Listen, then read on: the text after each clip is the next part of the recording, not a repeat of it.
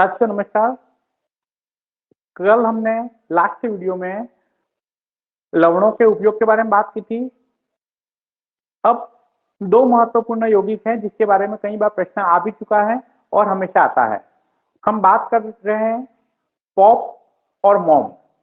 POP मतलब plaster of Paris और MOM मतलब मिल्क ऑफ मैग्नीशिया। इन दोनों के बारे में समझे। POP pop means plaster of Paris क्या है, किससे बनता है और क्या उपयोग है और कहां पर प्रश्न आने की संभावना है वो देखें। सूत्र लिखा है CaSO4.2H2O। CaSO4 का मतलब कैल्शियम सल्फेट। उसके साथ जब जल के दो अणु क्रिस्टलीय रूप में जुड़े हुए हों तो इसका नाम हो जाता है जिप्सम। जिप्सम का सूत्र कई बार प्रश्न एग्जाम में आया हुआ है। तो CaSO4.2H2O उसको कहते हैं जिप्सम और इसका रासायनिक नाम है कैल्शियम सल्फेट का द्विहाइड्रेट। द्विहाइड्रेट मतलब दो जल के अणु जुड़े हुए हैं इसलिए। क्लियर। अब यहां पर दूसरा ध्यान रखना है तापमान का। जब इस जिप्सम को 393 केल्विन तापमान पर गर्म किया जाता है, 393 केल्विन तापमान पर जब उसको गर्म किया जाता है तो जो जल के दो अणु हैं उसमें से 1.5 अणु वायुमंडल में मुक्त हो जाता है और आधा अणु शेष रह जाता है। मतलब कैल्शियम सल्फेट है वही क्या वही, और साथ में दो जल के अणुओं में से 1.5 जल का अणु मुक्त हो जाता है, वायुमंडल में वाष्प बन के उड़ जाता है और आधा जल का अणु शेष रह जाता है। तो उस आधा जल का अणु शेष रह जाता है तो अपना सूत्र हो जाता है CaSO4.1/2H2O। इसको अपन कहते हैं प्लास्टर ऑफ पेरिस और इसका रासायनिक नाम है कैल्शियम सल्फेट का अर्धहाइड्रेट। ये द्विहाइड्रेट था तो द्विहाइड्रेट जो है वो अर्धहाइड्रेट में बदल गया। इसको कहते हैं प्लास्टर ऑफ पेरिस। अब ये प्लास्टर ऑफ पेरिस के क्या उपयोग है समझें। प्लास्टर ऑफ पेरिस यानी पीओपी। पीओपी हम दीवारों के निर्माण में, दीवारों के ऊपर पीओपी करने में इसका उपयोग करते हैं। विभिन्न प्रकार की मूर्तियां बनाने में, गणपति जी की मूर्तियां अपन को पता ही है, विभिन्न प्रकार की मूर्तियां बनाने के लिए भी अपन पीओपी का उपयोग करते हैं। सजावटी बर्तन बनाने के लिए भी पीओपी का उपयोग करते हैं।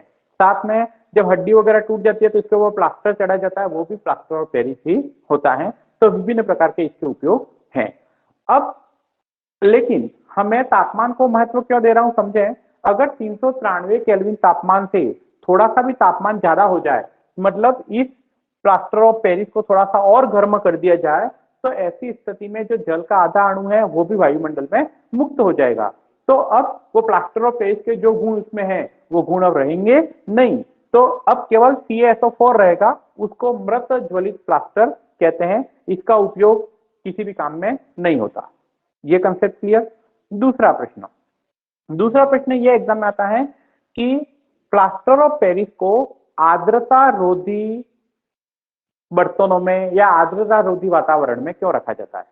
तो समझें, जैसे ही आर्द्रता मिलेगी, मतलब प्लास्टर ऑफ पेरिस को अगर खुला छोड़ दिया जाए तो वायुमंडल की आर्द्रता को ग्रहण कर लेगा। जैसे ही आर्द्रता को ग्रहण कर लेगा तो आधा अणु जो H2O है वापस 2 अणु H2O में बदल जाएगा। मतलब प्लास्टर ऑफ पेरिस वापस जिप्सम में बदल जाएगा। क्लियर होगा कंसेप्ट। तो परीक्षा में आता है कि कैल्शियम सल्फेट या प्लास्टर ऑफ पेरिस को आर्द्रता रोधी बर्तन में क्यों रखना चाहिए। इसलिए रखना चाहिए ताकि वो आर्द्रता को ग्रहण करके जिप्सम में नहीं बदल जाए। क्लियर। और अगर खुला छोड़ दिया जाए तो क्या होगा, तो वो आर्द्रता को जाएगा। पूरा कंसेप्ट आपको क्लियर हो गया, उपयोग भी पता चली गए। चलो, इसी प्रकार का दूसरा यौगिक है मॉम। MOM। MOM का मतलब होता है मिल्क ऑफ मैग्नीशिया और मिल्क ऑफ मैग्नीशिया का सूत्र है MgOH का होल्ट वाइज और इसका रासायनिक नाम है मैग्नीशियम हाइड्रोक्साइड। यह एक प्रकार का दुर्बल क्षार है। यह एक प्रकार का दुर्बल क्षार है, इसलिए इसका क्या उपयोग किया जाता है समझें। एंटासिड के रूप में इसका उपयोग किया जाता है। एंटासिड का मतलब एसिडिटी को कम करने में। जब हमारे आमाशय में अम्ल बहुत ज्यादा हो जाता है और खाली पेट जैसे चाय वगैरह पीने में आ जाती है, ऐसी स्थिति में अम्ल जो होता है वो ज्यादा होकर हमारी ग्रसनी तक आ जाता है। तो ऐसी स्थिति में हमें इस वाले भाग में जलन होती है, तो उसको अपन कहते हैं एसिडिटी। तो एसिडिटी को कम क्यों करेगा? यह एसिडिटी को कम इसलिए करेगा क्योंकि वो एक प्रकार का क्षार है। यह क्षार अम्ल से क्रिया करके उदासीनीकरण अभिक्रिया करता है। इस प्रकार मैग्नीशियम हाइड्रोक्साइड का उपयोग पेट की एसिडिटी को कम करने में किया जाता है। ये इसका पहला उपयोग है। दूसरा उपयोग क्या है? चीनी उद्योग में इसका उपयोग किया जाता है। चीनी उद्योग में क्या होता है कि गन्ने का जब शीरा और मोलेसेस बनाया जाता है तो उस मोलेसेस से वापस चीनी बनाने के लिए हम उसके अंदर मैग्नीशियम हाइड्रोक्साइड को मिलाया जाता है। तो मैग्नीशियम हाइड्रोक्साइड के दो उपयोग हो गए, पेट की एसिडिटी को कम करना और चीनी उद्योग में मोलेसेस से चीनी बनाना। ये इसका दूसरा उपयोग है। साथ में कुछ क्षार ऐसे होते हैं जैसे कि लास्ट वीडियो में सोडियम बाइकार्बोनेट की बात की थी, जो घरों में खाने के सोडे के रूप में भी काम में लिया जाता है। तो उन सोडे का उपयोग जो डेयरी उद्योग होता है, तो डेयरी उद्योग में दूध में डालने में किया जाता है। क्यों करते हैं समझे?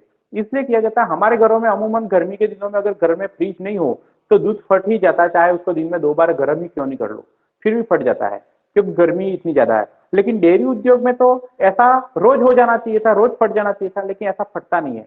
क्यों नहीं फटता है समझें। दूध जो होता है वो हल्का सा क्षारीय होता है, जिसका पीएच 7 और 8 के बीच में होता है।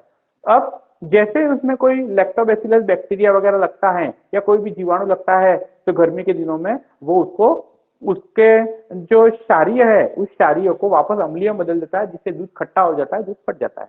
तो दूध खट्टा नहीं हो, वो नहीं फटे, इसके लिए जो शाम का बचा हुआ दूध है या रात का बचा हुआ दूध है तो उसमें कुछ खाने का सोडा मिला दिया जाता है। खाने का सोडा मिलाने से क्या होगा? खाने का सोडा क्षारीय है तो दूध को और ज्यादा क्षारीय कर देगा।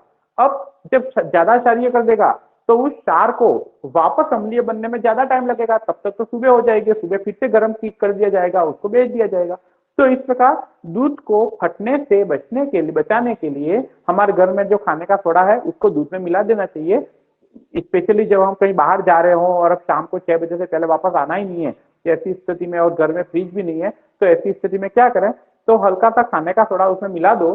तो ऐसी स्थिति में दूध की क्षारीयता बढ़ जाएगी, उसको वापस अम्ल बनने में टाइम लगेगा, तब तक तो हम वापस आ ही जाते हैं। तो मित्रों, आपको ये वीडियो कैसा लगा? जरूर लाइक शेयर सब्सक्राइब करें और कमेंट करें। धन्यवाद।